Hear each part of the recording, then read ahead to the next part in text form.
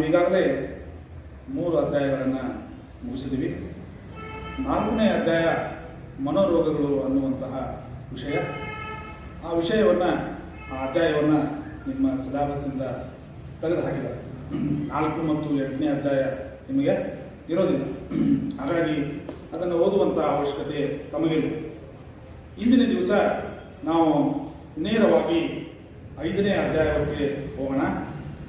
ಆದರೆ ಇಲ್ಲಿ ಮನೋರೋಗಗಳಿಗೆ ಚಿಕಿತ್ಸೆಗಳು ಅಂದರೆ ಚಿಕಿತ್ಸಾ ವಿಧಾನಗಳನ್ನು ಇಲ್ಲಿ ನಾವು ಅಧ್ಯಯನ ಮಾಡಬೇಕಾಗ್ತೈತಿ, ಥೆರಪ್ಟಿಕ್ ಅಪ್ರೋಚಸ್.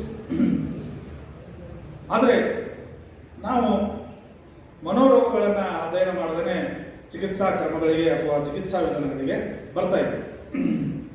ಆದರೆ ನಾವು 3ನೇ ಅಧ್ಯಾಯದಲ್ಲಿ ಓದಿದಂತಹ ಕೆಲವೊಂದಿಷ್ಟು ಅಂದರೆ ಪ್ರತಿಫಲನವನ್ನು ಹೇಗೆ ನಿಭಾಯಿಸಬೇಕು, ಪ್ರತಿಫಲನವನ್ನು ಹೇಗೆ ನಿರ್ವಹಣೆ ಮಾಡಬೇಕು, ಇವುಗಳನ್ನು ನಾವು ಅಧ್ಯಯನ ಮಾಡಿದ್ದೀವಿ. ಅಂದರೆ ಅವುಗಳನ್ನು ನಾವು ಹೆಚ್ಚು ಪ್ರತಿಫಲನಗಳನ್ನು ಅನುಭವಿಸ್ತಾ ಹೋದರೆ ನಮಗೆ ಮುಂದೊಂದು ದಿವಸ ಈ ಮಾನಸಿಕ ಸಮಸ್ಯೆಗಳು ಉಂಟಾಗುವಂತಹ ಸಾಧ್ಯತೆಗಳು ಇರ್ತವೆ ಅನ್ನುವಂಥದ್ದೇನೆ. ಅಂದರೆ ಡಿಫರೆಂಟ್ ಅಬ್ನಾರ್ಮಾಲಿಟೀಸ್ ಅನ್ನು ನಾವು 4ನೇ ಅಧ್ಯಾಯದಲ್ಲಿ ಅಧ್ಯಯನ ಮಾಡ್ತಿದ್ವಿ. ಆ ಅಧ್ಯಯನ ಮಾಡಿದಂತಹ ಅಬ್ನಾರ್ಮಾಲಿಟೀಸ್ ಬಗ್ಗೆ ಇಲ್ಲಿ ಚಿಕಿತ್ಸಾ ಕ್ರಮಗಳು, ಚಿಕಿತ್ಸಾ ವಿಧಾನಗಳು ಯಾವ್ಯಾವ ಅದಾವ ಅನ್ನೋದನ್ನು ನಾವು ಇಂದಿನ ಅಧ್ಯಾಯದಲ್ಲಿ ಅಧ್ಯಯನ ಮಾಡೋಣ. ಅಂದರೆ ಮನೋರೋಗಗಳನ್ನು ಗುಣಪಡಿಸುವ ವಿವಿಧ ಚಿಕಿತ್ಸಾ ವಿಧಾನಗಳನ್ನು ನಾವು ಇವತ್ತು ಅಧ್ಯಯನ ಮಾಡೋಣ. ಮನೋವಿಜ್ಞಾನಿಗಳು ಹಾಗೂ ಮನೋರೋಗ ಚಿಕಿತ್ಸಕರು ಅನೇಕ ರೀತಿಯ ಪರಿಣಾಮಕಾರಿ ಚಿಕಿತ್ಸಾ ವಿಧಾನಗಳನ್ನು ರೂಪಿಸಿ ಬಳಕೆಗೆ ತಂದಿದ್ದಾರೆ. ಅವುಗಳಲ್ಲಿ ಒಂದೊಂದಾಗಿ ನಾವು ಚರ್ಚೆ ಮಾಡೋಣ. ಅದಕ್ಕಿಂತ ಮುಂಚಿತವಾಗಿ ಮನೋರೋಗ ಚಿಕಿತ್ಸೆಯ ಸ್ವರೂಪ ಮತ್ತು ಪ್ರಕ್ರಿಯೆ ಯಾವ ರೀತಿಯಾಗಿರ್ತೈತಿ ಅನ್ನೋದನ್ನು ನಾವು ಅಧ್ಯಯನ ಮಾಡೋಣ. ಮನೋರೋಗ ಚಿಕಿತ್ಸೆಯು ಚಿಕಿತ್ಸಕ ಮತ್ತು ರೋಗಿ ಅಂದರೆ ಕಕ್ಷಿ ಅಂತ ಕರೀತಾರೆ, ಕ್ಲೈಂಟ್, ರೋಗಿ ಮತ್ತು ಕಕ್ಷಿಯ ನಡುವಿನ ಇಚ್ಛಾಪೂರ್ವಕ ಹಾಗೂ ಪರಸ್ಪರ ಸ್ಪಂದಿಸುವಂತಹ ಪ್ರಕ್ರಿಯೆ ಆಗಿರ್ತದೆ. It's A process between client and therapist. ಇಲ್ಲಿ ಚಿಕಿತ್ಸಕ ಕಕ್ಷಿ ತನ್ನ ಸಮಸ್ಯೆಯನ್ನು ಪರಿಹರಿಸಿಕೊಳ್ಳಲಿಕ್ಕೆ ಸಹಾಯವನ್ನು ಮಾಡ್ತಾರೆ ಮತ್ತು ಕಕ್ಷಿಯ ದುಮ್ಮಾನಗಳನ್ನು ಕಡಿಮೆ ಮಾಡಿ ಪರಿಸರದ ಜೊತೆಗೆ ಪರಿಣಾಮಕಾರಿಯಾಗಿ ಹೊಂದಿಕೊಳ್ಳುವಂತೆ ಮಾಡುವಂಥ ಕೆಲಸವನ್ನು ಇಲ್ಲಿ ಮನೋರೋಗ ಚಿಕಿತ್ಸಕ ಮಾಡ್ತಾನೆ. ಮನೋರೋಗ ಚಿಕಿತ್ಸೆಯಲ್ಲಿ ವ್ಯಕ್ತಿ ಅಂದರೆ ಕಕ್ಷಿ ತನ್ನ ಅನುಚಿತ ವರ್ತನೆಗಳನ್ನು ತಿದ್ದಿಕೊಂಡು ಉಚಿತ ವರ್ತನೆಗಳನ್ನು ರೂಢಿಸಿಕೊಳ್ಳಲಿಕ್ಕೆ ಹೆಚ್ಚು ಒತ್ತು ಕೊಡಲಾಗ್ತದೆ ಮತ್ತು ಸಮಸ್ಯೆಗಳನ್ನು ಪರಿಹಾರ ಮಾಡಿಕೊಳ್ಳಲಿಕ್ಕೆ ಕೌಶಲಗಳನ್ನು ಕರಗತ ಮಾಡಿಕೊಳ್ಳಲಿಕ್ಕೆ ತಿಳುವಳಿಕೆಯನ್ನು ನೀಡುತ್ತಾರೆ. ವಿವಿಧ ರೀತಿಯ ಮನೋರೋಗಗಳನ್ನು ಗುಣಪಡಿಸಲು ವಿವಿಧ ರೀತಿಯ ಚಿಕಿತ್ಸಾ ವಿಧಾನಗಳನ್ನು ಅನುಸರಿಸ್ತಾರೆ. ಅದು ಎದರ ಮೇಲೆ ಅವಲಂಬಿತವಾಗಿರ್ತದೆ ಅಂದರೆ ರೋಗದ ಸ್ವರೂಪ, ಅದರ ಕಾರಣಗಳು ಮತ್ತು ರೋಗದ ತೀವ್ರತೆ ಇವುಗಳನ್ನು ಗಮನದಲ್ಲಿ ಇಟ್ಟುಕೊಂಡು ಸೂಕ್ತ ಚಿಕಿತ್ಸಾ ವಿಧಾನವನ್ನು ಅನುಸರಿಸ್ತಾರೆ. ಮನೋರೋಗ ಚಿಕಿತ್ಸೆಯ ಎಲ್ಲ ವಿಧಾನಗಳಲ್ಲೂ ಕೆಲವು ಸಾಮಾನ್ಯ ಲಕ್ಷಣಗಳನ್ನು ನಾವು ಕಾಣ್ತೀವಿ. ಅವು ಯಾವಪ್ಪ ಅಂತಂದರೆ ಎಲ್ಲ ಚಿಕಿತ್ಸಾ ವಿಧಾನಗಳಲ್ಲೂ ಚಿಕಿತ್ಸಕ ಮತ್ತು ಕಕ್ಷಿಯ ನಡುವೆ ಪರಸ್ಪರ ಒಪ್ಪಿಗೆಯ ಸೌಹಾರ್ದಯುತ ಸಂಬಂಧವನ್ನು ಕಾಣ್ತೀವಿ. ಅಂದರೆ ಎಲ್ಲ ಚಿಕಿತ್ಸಾ ವಿಧಾನಗಳಲ್ಲಿ ಯಾವ್ಯಾವ ಚಿಕಿತ್ಸಾ ವಿಧಾನ ಇರಲಿ ಆ ಚಿಕಿತ್ಸಾ ವಿಧಾನದಲ್ಲಿ ಚಿಕಿತ್ಸಕ ಮತ್ತು ಕಕ್ಷಿಯ ನಡುವೆ ಪರಸ್ಪರ ಒಪ್ಪಿಗೆಯ ಸೌಹಾರ್ದಯುತ ಸಂಬಂಧವನ್ನು ನಾವು ಕಾಣ್ತೀವಿ. ಇದು ಮೊದಲನೇ ಲಕ್ಷಣ. ಎರಡನೇದು ಅಂತಂದ್ರೆ ಮನೋಚಿಕಿತ್ಸೆಯಲ್ಲಿ ಆಳವಾದ ಪರಿಜ್ಞಾನ ಮತ್ತು ಅನುಭವವುಳ್ಳ ವ್ಯಕ್ತಿ ಮಾತ್ರ ಚಿಕಿತ್ಸಕನಾಗಿರ್ತಾನೆ. It's very important. ಮನೋಚಿಕಿತ್ಸೆಯಲ್ಲಿ ಆಳವಾದ ಪರಿಜ್ಞಾನ ಮತ್ತು ಅನುಭವವುಳ್ಳ ವ್ಯಕ್ತಿ ಮಾತ್ರ ಚಿಕಿತ್ಸಕನಾಗಿರ್ತಾನೆ.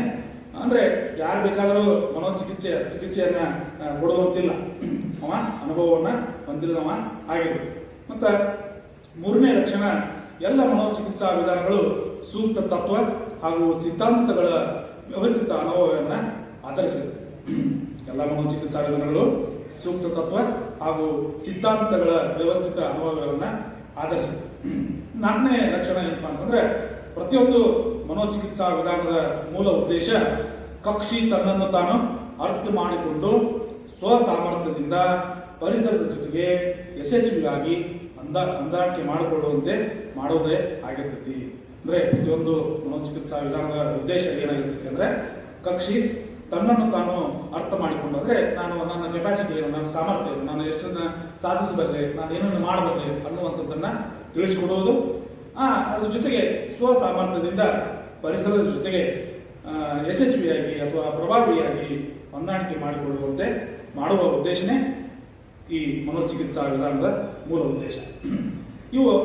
ಇವಿಷ್ಟು 4 ಲಕ್ಷಣಗಳನ್ನು ನಾವಿಲ್ಲಿ ನೋಡ್ತೀವಿ. ಥೆರಪ್ಟಿಕ್ approaches.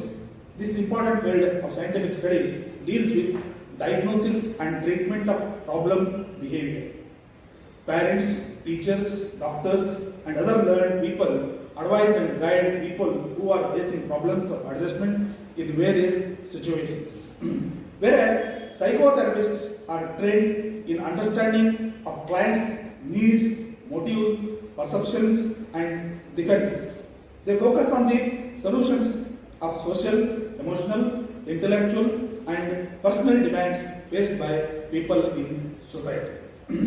In this section, we will learn about various therapeutic approaches used by psychotherapists, which help the people to get relief from distress, become self-sufficient, self-directed, and independent. So, now we will see nature and process of psychotherapy. Psychotherapy is an interactive process which involves a voluntary relationship between a person who seeks help. Who seeks help is called client, and a person who gives the help is called therapist. The patient is given support to solve the problems, reduce the distress, and help him to adapt to the environment effectively. This is achieved by making the changes in the environment or the areas such as unsatisfactory job, maladaptive behaviors, or marital adjustments. So, different therapies are used to treating various mental disorders depending on the nature and the cause. But all the approaches share common features. So, some of the features are common where all therapies are used. The first one is interpersonal, confidential, and trustworthy relationship between the patient and the therapist. Only a trained professional can practice psychotherapy, not the one who thinks that he or she has acquired knowledge through reading and book is in psychology. So they can't do it. All therapies are based on the systematic application of principles and theories. Each approach aims at making the client self-reliant and adaptable to the environment. So these are some common features of all theories. So goals of psychotherapy are, what are the goals of psychotherapy? The first one is motivating the client to resolve her or his problem, and second one is to modify her or his habit and thinking pattern, and third one is to improve the communication skills of the client, and fourth one is to help the client cope with stress, and fifth one is to make the client realize his or her potential or strengths and helping her or him to overcome the weaknesses, and sixth one is to facilitate the client in making right decisions. So, therapeutic relationship. These are the goals of psychotherapy. And therapeutic relationship, therapeutic relationship is an interactive relationship or working relationship which exists between the therapist and the client. Characteristics of relationship are, it is contractual relationship in which two individuals willingly agree to achieve the goal of the therapy. So it involves a trusting relationship where the client is free to express his feelings or emotions, and the therapist encourages this process by being warm, empathetic, accepting the client, and maintaining the confidently of not exploiting the client with the information which is being shared. So these are the therapeutic relationship. Types of theories. Now all psychotherapies aim at treating the mental disorder and encouraging the client to develop effective behavior. They differ in techniques, processes followed, and principles used in understanding the causes. Some therapies aim at understanding conflicts of unconscious mind, quality training, thinking pattern, and belief system which causes adjustment problems. Therapies can be broadly classified as supportive therapy and insight therapy. Supportive therapies are based on restoring the individual's adaptive capacities by teaching the client new ways to maintain the coping mechanisms and learn the skills to reduce the anxiety he or she is experiencing under stressful situation. Supportive therapies involve persuasion,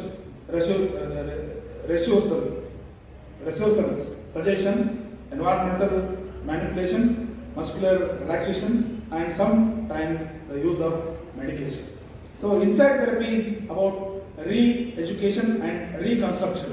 In insight therapy, instead of removing the anxiety producing sources in life of a client, an attempt is made to reduce or remove the anxiety by changing his or her perceptions. So this is about types of therapies and brief introduction about therapies. So ಚಿಕಿತ್ಸಾ ಸಂಬಂಧ ಥೆರಪ್ಟಿಕ್ relationship ಯಾವ ರೀತಿ ಇರ್ತೈತಿ ಅಂದ್ರೆ, ಚಿಕಿತ್ಸಾ ಸಂಬಂಧವು ಚಿಕಿತ್ಸಕ ಮತ್ತು ಕಕ್ಷಿಯ ನಡುವಿನ ಪರಸ್ಪರ ಸ್ಪಂದಿಸುವಂತಹ ಕಾರ್ಯಶೀಲ ಹಾಗೂ ಪರಿಣಾಮಕಾರಿ ಸಂಬಂಧವಾಗಿರ್ತೈತಿ. ಇಲ್ಲಿ ಚಿಕಿತ್ಸಕ ಕಕ್ಷಿಯ ಜೊತೆ ಪರಸ್ಪರ ನಂಬುಗೆಯ ಮಧುರ ಬಾಂಧವ್ಯಗಳನ್ನ ವೃದ್ಧಿ ಮಾಡ್ತಾನೆ ಅಂತೇಳಿ ಹೇಳ್ತಾರೆ. ಚಿಕಿತ್ಸಾ ಸಂಬಂಧದ ಕೆಲವು ಪ್ರಮುಖ ಲಕ್ಷಣಗಳು ಏನದಾವ ಅಂತಂದ್ರೆ, ನಾವು ಮಗಳು ಹೇಳಿದ್ದು ಚಿಕಿತ್ಸೆಯ ಸ್ವರೂಪ, ಇಲ್ಲಿ ಚಿಕಿತ್ಸೆಯಲ್ಲಿ ವಿಧಾನಗಳಲ್ಲಿ ಕಂಡುಬರುವಂತಹ ಸಾಮಾನ್ಯ ಲಕ್ಷಣಗಳು. ಇಲ್ಲಿ ಚಿಕಿತ್ಸಾ ಸಂಬಂಧದ ಪ್ರಮುಖ ಲಕ್ಷಣಗಳು ಯಾವ್ಯಾವ ಅದಾವ ಅಂತಂದ್ರೆ, ಚಿಕಿತ್ಸಕ ಮತ್ತು ಕಕ್ಷಿ ನಡುವಿನ ಸಂಬಂಧವು ಪರಸ್ಪರ ಒಪ್ಪಿಗೆಯಿಂದ ಉಂಟಾದ ಸಂಬಂಧ ಆಗಿರ್ತೈತಿ. ಚಿಕಿತ್ಸೆಯ ಗುರಿ ಸಾಧನೆಗಾಗಿ ಇಬ್ಬರು ಕೂಡಿ ಪ್ರಯತ್ನವನ್ನ ಪಡ್ತಾರೆ.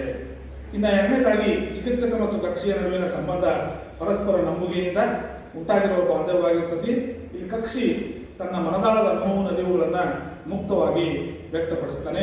ಚಿಕಿತ್ಸಕ ಕಕ್ಷಿಯ ಭಾವನೆಗಳಿಗೆ ಸಕಾರಾತ್ಮಕವಾಗಿ ಸ್ಪಂದಿಸ್ತಾನೆ, ಪ್ರೋತ್ಸಾಹಿಸ್ತಾನೆ ಮತ್ತು ಕಕ್ಷಿ ನೀಡುವ ಮಾಹಿತಿಗಳನ್ನ ಯಾವುದೇ ಕಾರಣಕ್ಕೂ ಬಹಿರಂಗಗೊಳಿಸದೆ ರಹಸ್ಯವನ್ನ ಕಾಪಾಡಿಕೊಳ್ತಾನೆ.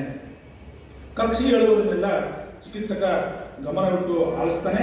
ಕಕ್ಷಿ ಕೋಪಗೊಂಡಾಗ, ದುಃಖಿತನಾದಾಗ ಸಾಂತ್ವನ ಹೇಳ್ತಾನೆ ಮತ್ತು ಕಕ್ಷಿಯ ಸಮಸ್ಯೆಗಳಿಗೆ ಕಾರಣ ಏನು ಹಾಗೂ ಅದಕ್ಕೆ ಪರಿಹಾರ ಏನು ಎಂಬುದನ್ನ ಕಕ್ಷಿಯೇ ಕಂಡುಕೊಳ್ಳುವಂತೆ ಮಾಡುವುದೇ ಚಿಕಿತ್ಸಕನ ಕೌಶಲ್ಯಕ್ಕೆ ಹಿಡಿದ ಕನ್ನಡಿ ಅಂತ ಹೇಳಿ ಹೇಳ್ತಾರೆ. ಒಟ್ಟಾರೆಯಾಗಿ ಚಿಕಿತ್ಸಾ ಸಂಬಂಧವು ಪರಸ್ಪರ ಒಪ್ಪಿಗೆಯಿಂದ ಉಂಟಾದ ಬಾಂಧವ್ಯ ಎಂದು ನಾವು ಕರೆಯುವುದು. ಇನ್ನ ಕೆಲವು ಚಿಕಿತ್ಸಾ ವಿಧಾನಗಳು ಇದಾವೆ, ಅವುಗಳನ್ನು ನೋಡೋಣ.